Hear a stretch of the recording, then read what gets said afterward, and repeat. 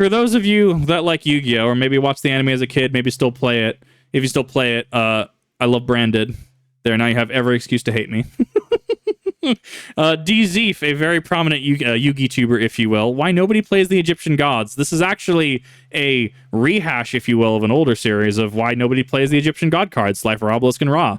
So I think we'll hit all those points of nostalgia and mechanics here today for you. The Egyptian gods are three of Yu-Gi-Oh's biggest icons, but sadly, it's no secret that they've struggled at competitive tournaments for pretty much their entire existence. In today's video, we're going to cover how the Egyptian gods work, what they do well, and also what shortcomings have prevented them from seeing tournament success throughout the years. And you might recognize that this is a remake of my biggest video ever that I posted 5 years ago. I feel like if Mortal Kombat is allowed to have 3 Mortal Kombat 1s, and Call of Duty is allowed to have 2 Modern Warfare 2s, I'm allowed to remake Why Nobody Plays the Egyptian Gods 5 years later. I'm going to be reacting to, re-reacting to some videos because enough time has passed. Sometimes you just want to either add something, redo something. That's completely reasonable. Jump into the individual issues of each Egyptian god, let's talk about one problem that affects all 3 of them, their summoning condition. While this has become less of an issue with the release of many modern Egyptian god support cards, this still is one of their biggest drawbacks, and for many years it was the #1 thing holding them back. Basically, all of them share the following 3 effects.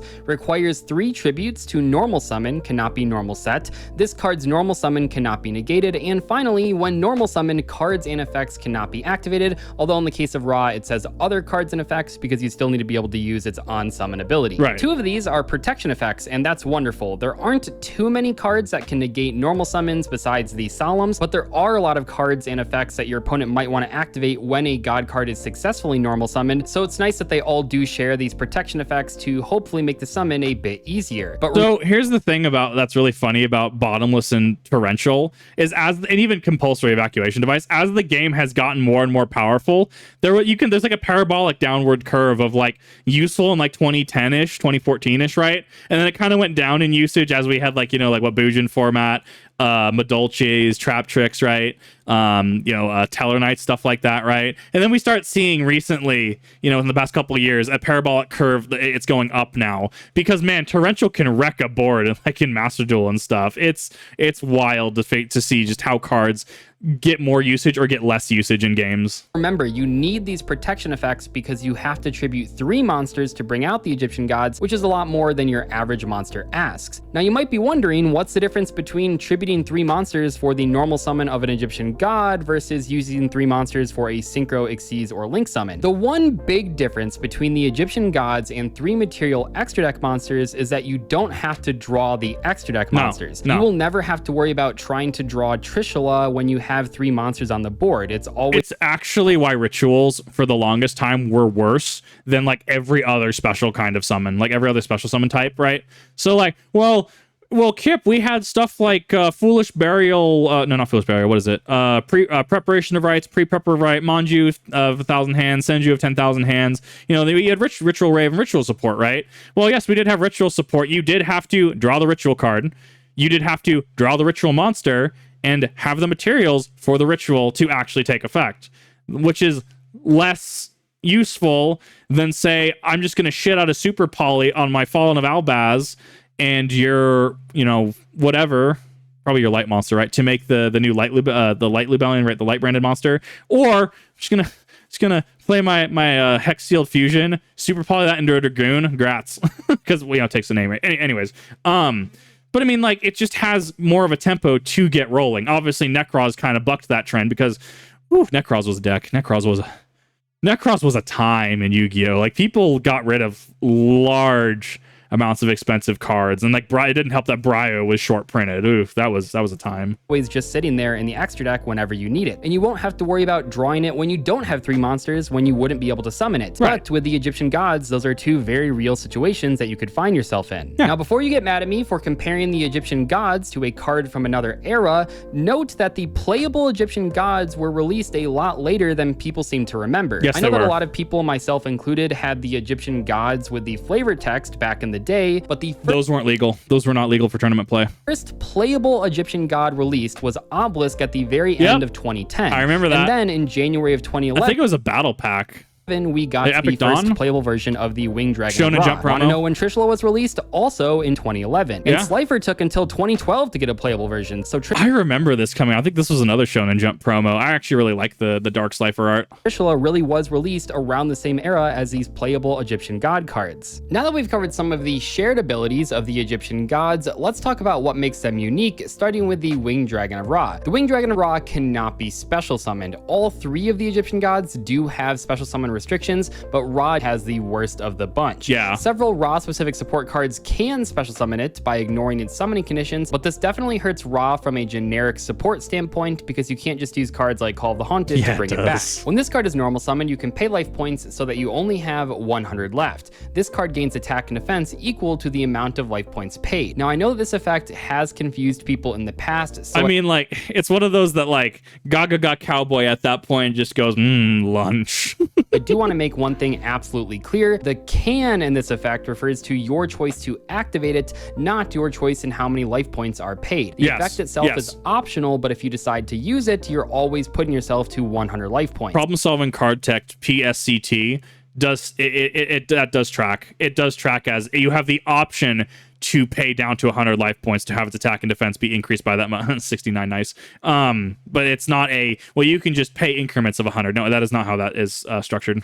Ra's last effect is you can pay 1,000 life points, then target one monster on the field, destroy that target. This effect is pretty straightforward, but notably it's not a once per turn ability. It does target. As long as you have the life points to pay, you're allowed to keep activating it over and over again. The Winged Dragon of Ra has been a glass cannon since day one. While it's great that your opponent can't directly respond to its normal summon, they're still free to use quick effects when there's an open game state after that resolves. Ra is as a big boss monster, it has no protections on it. So you could theoretically, right? You could summon Winged Dragon of Ra, and then you can, so it'd be on summon Chainlink 1 would be activating to go down to 100 life points, and then your opponent torrential tributes, right? And torrential tribute then kills the Winged Dragon of Ra because, kills everything on the field, right? Destroys, I should technically say. So if you have, immunity to destruction, you're fine. But if you don't have immunity to destruction, now your Ra's dead. And if that Chainlink 1, Chainlink 2 does in fact work, now you've just paid all those life points for nothing because destruction does not equal negation. Not inherently, at least. Great at dodging cards like Torrential Tribute, but it's powerless against even basic interruptions like Regeki Break. And I've never been a big fan of the destruction effect either. While a non-once per turn pop or 1,000 life points is fantastic, having it stuck on a 3 tribute monster is pretty awkward. Not to mention that if you don't pay life points to give Ra attacks and have life points to pop cards, you're stuck with a 0 attack Ra. At that point, just play Regeki or Dark Hole. It's worth mentioning though that Konami has thrown quite a lot of support. Sphere mode is actually the exception here because sphere mode is actually incredibly competitively viable, because think of it like a souped up kaiju that just eats up 3. It's disgusting. Towards Ra over the last couple of years in an attempt to make it somewhat playable. Many of those cards were even deliberately designed to solve some of these issues that I'm talking about too. You can make Ra unaffected by card effects, so it's less susceptible to removal. You can give Ra attack points based on what monsters you tributed so that the popping effect isn't attached to a 0 attack monster, and there's a bunch of consistency boosting cards to help you assemble the correct combo pieces early on. Sadly, even with all the support that Ra has gotten over the past 5 years, it hasn't really been able to be competitively successful. Rogue at best, I would argue. Still a fun glass cannon deck, and Ra sphere mode is pretty good, but most of the actual Ra combos take too many cards for not enough payoff. Let's take a look at what... At the end of the day, it's too the tempo is too large to get it actually rolling in comparison to modern Yu-Gi-Oh! Or say, for example, if I set Shadal Dragon or Shadal Squamata, right?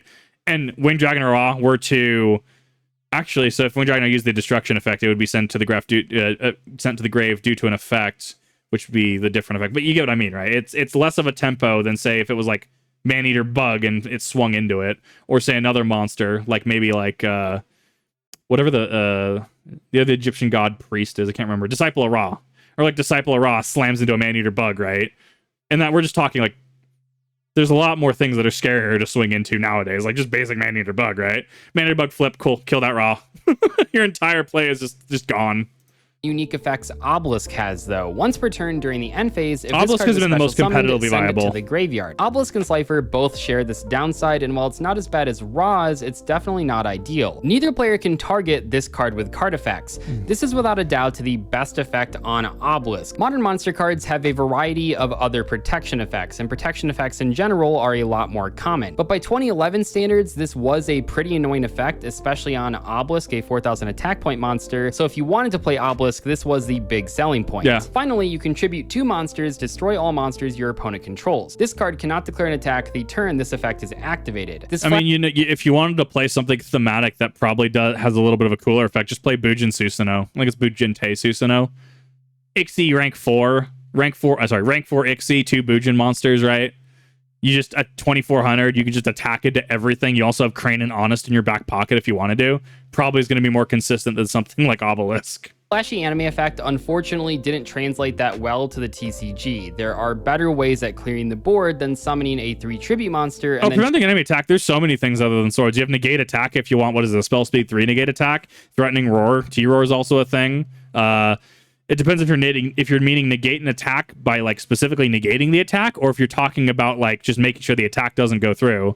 Because I mean Sky Strikers could just tag out, right? So if a Sky Striker tags out, you have to do a replay of battle. Or if you shift your board in a way, I mean, it technically negates, quote unquote, the attack in a soft sense. I mean, it just depends what you're going for.